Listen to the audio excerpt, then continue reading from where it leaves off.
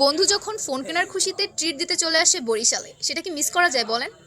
আসসালামু আলাইকুম, hello viewers, welcome back to my new video. আশা করি সবাই ভালো আছেন।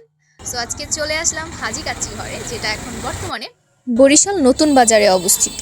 তারপর এদিক ওদিক না তাকিয়ে সোজা মেনু বারে গিয়ে অর্ডার করে দিলাম মোস্ট ট্রেন্ডিংয়ে থাকা যেটা আছে। যেহেতু হাজি কাচ্চি ঘরে আসছি, সেহেতু কাচ্চি তো খেতে হবে, তাই না?